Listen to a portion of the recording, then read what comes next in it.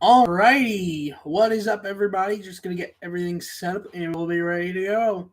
Hope everyone's day is going well. Hope everyone's weekend went well. Got a lot to talk about on this week's episode of the podcast. College football national championship games last night are set up for NFL playoffs. I've got predictions. 2024 opponents for NFL officially come out. We'll go over that. Not the schedule, but just who's playing who and where. Not when. And more. Whoops. Next week's episode is, I'm not sure when I'm going to do next week's episode, being I am going to Atlanta next week. There will be an episode. It might just be a different date just due to me being in Atlanta next week when I would usually go live. But either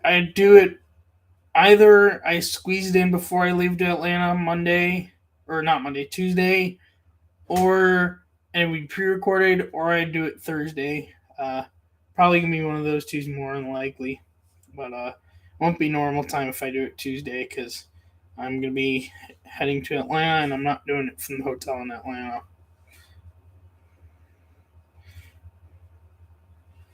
Hopefully, I don't have the mic issue I had last time. Okay, that is set up. And now record. Okay, let's go.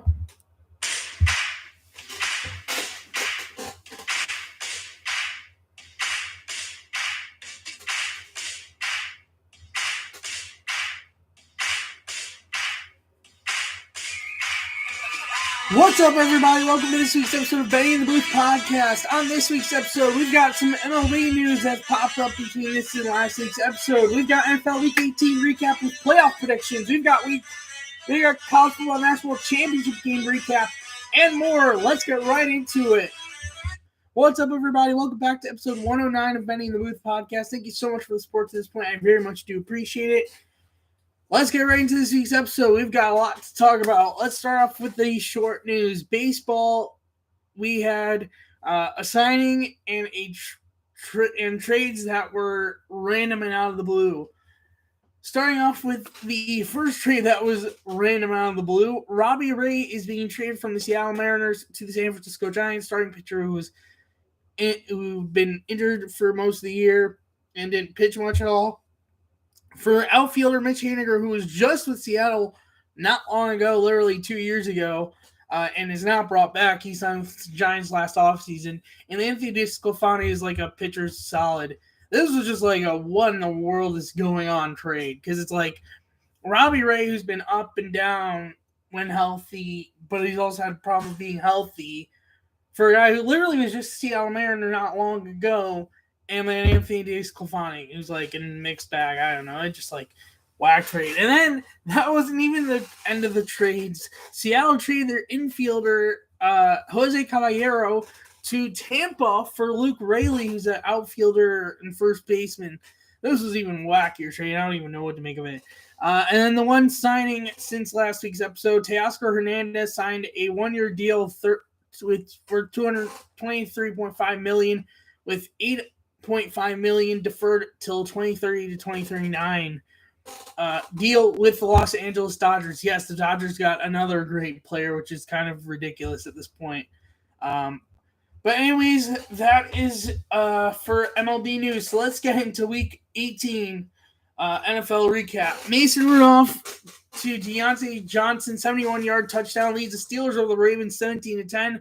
Also marks 10th season under Mike Tomlin with 10-plus wins, passing Bill Cowher for most in Steelers history. And eventually, with another team losing, which we will get to in a moment, the Steelers are officially in the playoffs as the 7th seed. We will get into who they're facing. Thanks to C.J. Stroud to Nico Collins for 75-yard touchdown, and Tyler Goodson of the Colts dropping a wide-open pass on 4th down.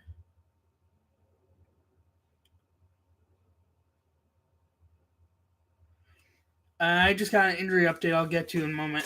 That could have put them in good range to still have a chance to win the game. Leads Houston over Indy 23-19 and clinch a playoff spot for the first time since 2019. And, well, we'll get to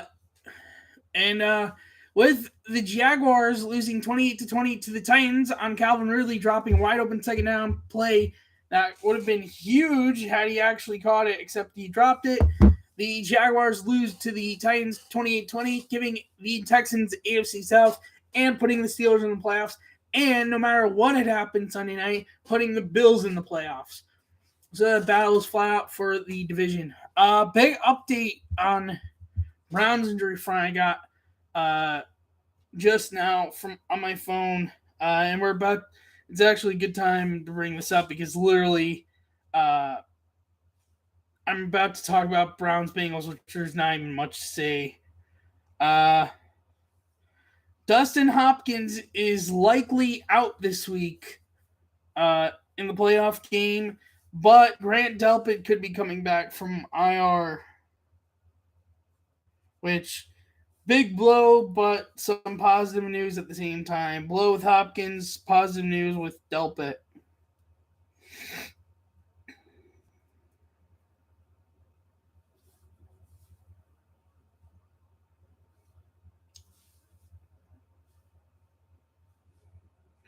Sorry about that.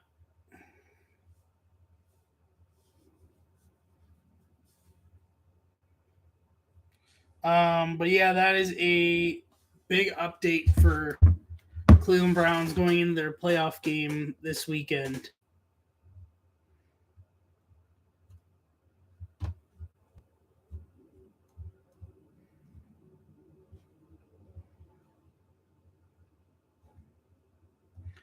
Anyways, Browns got whooped by the Bengals with their backups 31-14.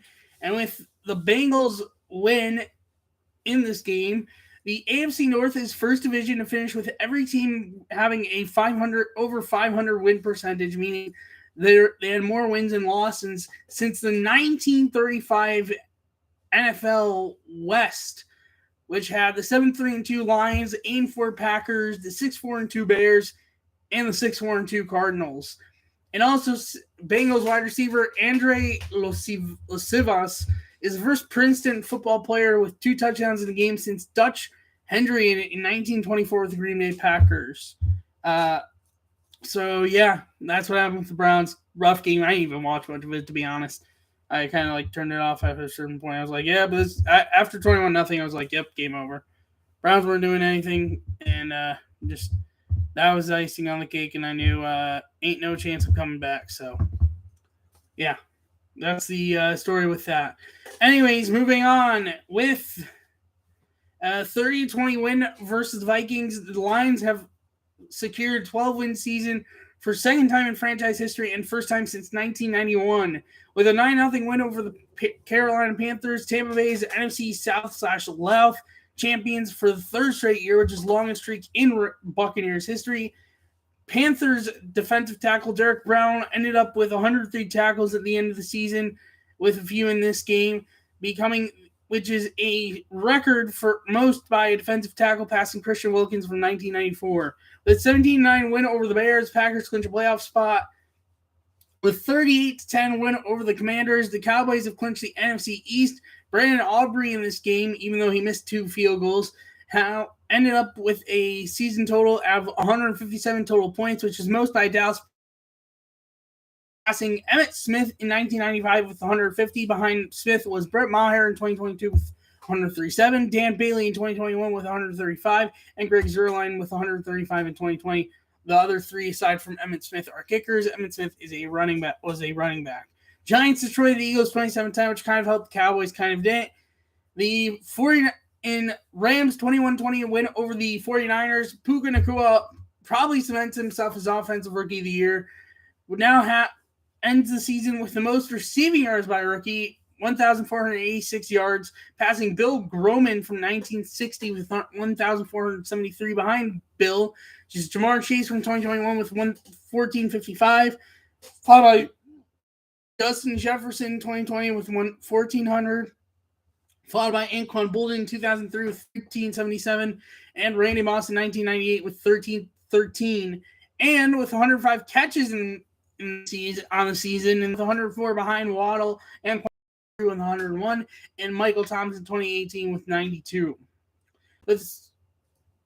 Also with the Bears game, Jordan Love, who finished the season with 372 for 579, 64.2%, 4,159 yards, 32 touchdowns, 11 picks, and a 96.06 rating, has better passer rating than Aaron Rodgers did in his first year taking over for Brett Favre in 2008.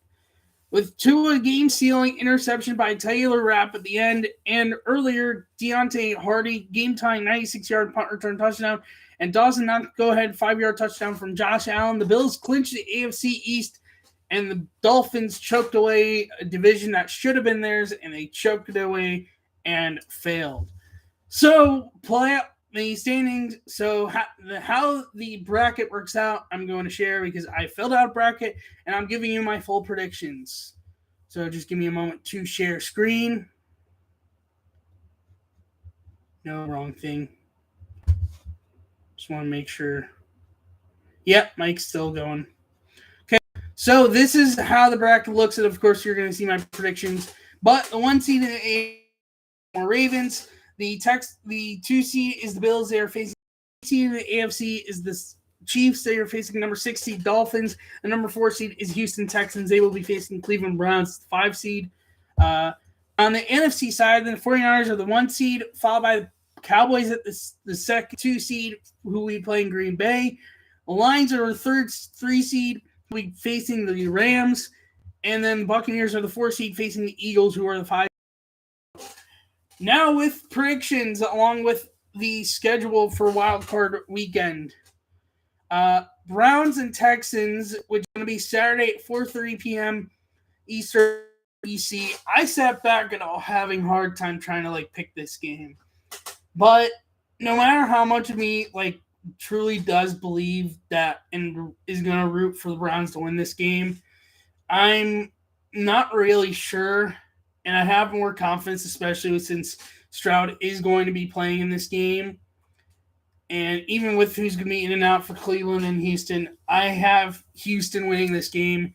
And to be honest with the Browns season, I'm honestly just happy they even made the playoffs, and it doesn't matter to me how far they go. And I had the same outlook last time they made it in 2020. It was just happy with how they even made it in the first place. And we'll see what happens. Maybe they it wouldn't be shocking if they win, but yeah. Chiefs and Dolphins, I really sat back on this because it's hard. It's on one hand, Chiefs are struggling. They don't have wide receivers. They have a heck of a defense that they could definitely ride on, but is that going to be enough with how inconsistent their wide receivers are? I don't know. Versus Dolphins, who collapsed on the AFC East to lead, but have very reliable receivers whether Waddle is in or out. And they have somewhat of a decent defense. It ain't Chiefs defense, but it's a solid defense. At the end of the day, I can trust Miami more than I would trust Kansas City, so I have Miami winning that game. Pittsburgh-Buffalo, I don't think Pittsburgh really has a shot, so I have the Bills winning that game. In the divisional round between Ravens and Dolphins, I have the Ravens winning once again. Bills and Texans, I have the Bills winning. And then I have the Bills beating the Ravens, because I just have a hunch if that's the matchup, the Bills would be, because they've won 5 straight going into the playoffs, and I have a feeling it might be too hot to stop by anyone at this point. But I could be wrong, and I might be crazy to think this, but I'm riding them out. Anyways, on the NFC side, Buccaneers and Eagles, even with how much Philly has struggled going into the end of the season, even with all the injuries, which Jalen Hurts was injured, A.J. Brown was hurt from Week 18, I still think they're a way better team than Tampa, and I have them passing Tampa Bay Buccaneers, but no further. They would lose to San Francisco. Rams and Lions, this is going to be a very intriguing, good game with being in Detroit. I'm going to go over the schedule after this point because I've kind of skipped that part, but I'll go over it after. But at the end of the day, this is going to be a good, intriguing game. I just feel with it being first playoff game in Detroit in a while, and they are a very passionate fan base, and I know because I know Lions and Lions fans in general. I know some. I think Lions are going to win this game, but I think this is definitely an intriguing game, and we'll see what happens. Cowboys and Packers, I just trust the Cowboys defense way more. End of story. NFC divisional round, I have San Francisco over Philly, and I have Dallas over Detroit. And then NFC championship game, I have 49ers winning, but the Super Bowl, I have the Buffalo Bills winning, and that is my predictions for the playoffs for this year. Let me know what you think. Do you have similar to mine? Do you have different than mine? Where are your predictions? Let me know in the live chat or comments below.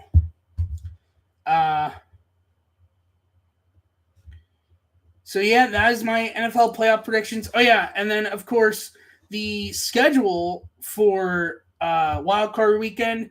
Saturday night, 2 games, Browns at Texans. That will be at 4:30 on NBC.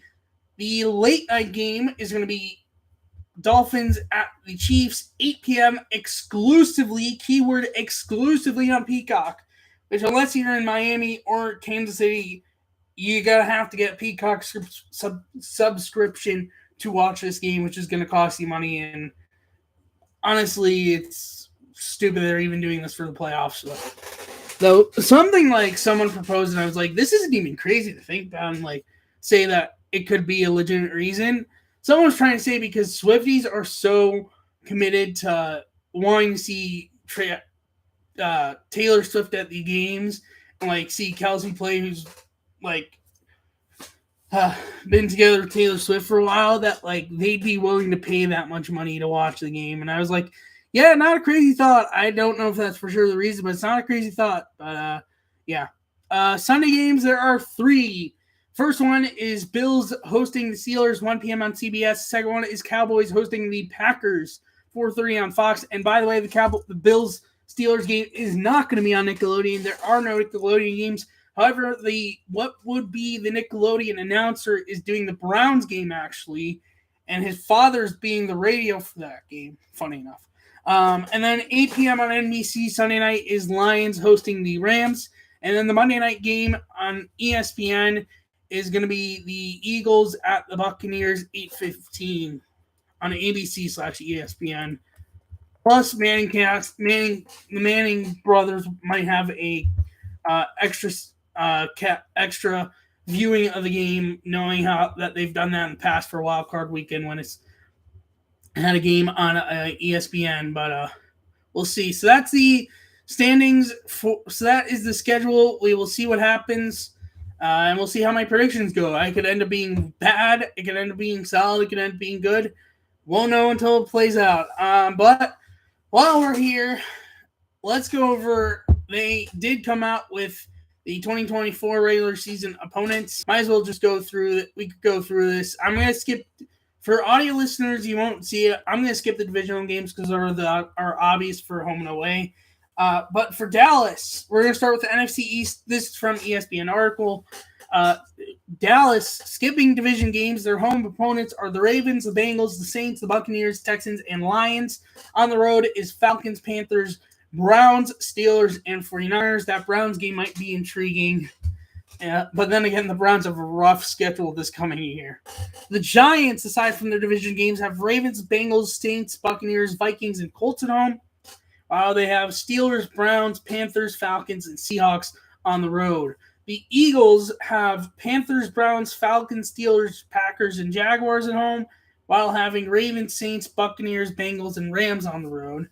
And for the Commanders, they have the Falcons, Panthers, Browns, Steelers, Titans, Bears at home, and go on the road to face Ravens, Saints, Buccaneers, Bengals, and Cardinals. NFC North, the Bears host Panthers, Jaguars, Rams, Patriots, Seahawks, and Titans, while traveling to Cardinals, Texans, Colts, 49ers, and Commanders. Obviously, the home or away games could vary depending on international games. Lions host the Buccaneers, Rams, Seahawks, Jaguars, Titans, and Bills, but travel to Cowboys, Cardinals, Texans, Colts. Cowboys will be intriguing, especially with how this regular season game ended between the two. Packers host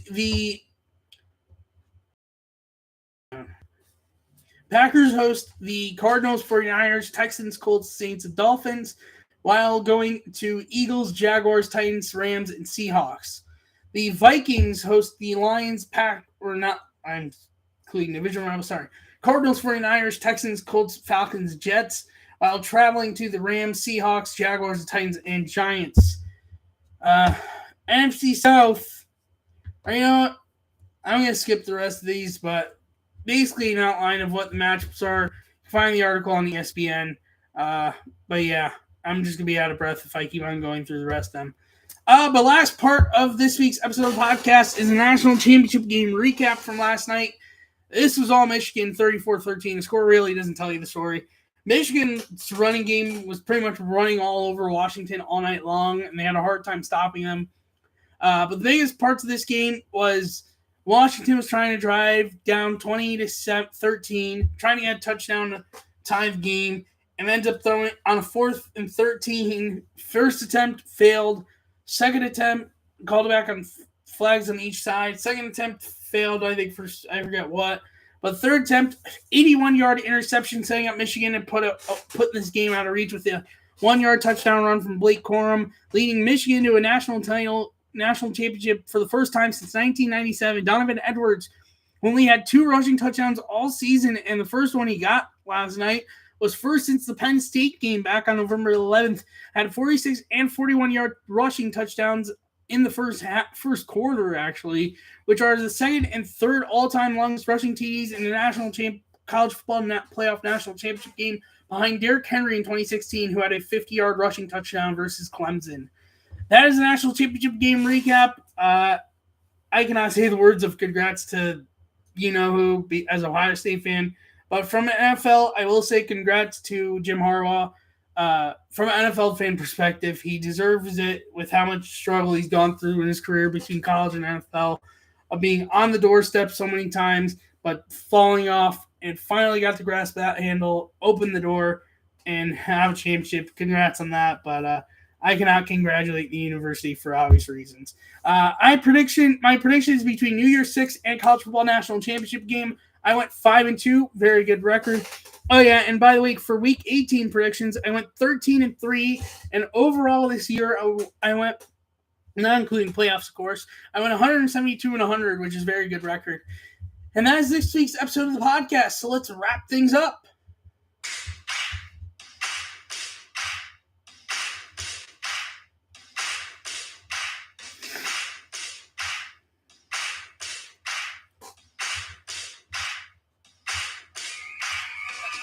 Thank you so much for watching this week's episode of Betting in the Booth podcast. On next week's episode, we will have NFL wildcard games recap and look ahead into the divisional round. We will have, if there's any MLB news between now and then, we will have that and anything else that could pop up between now and then.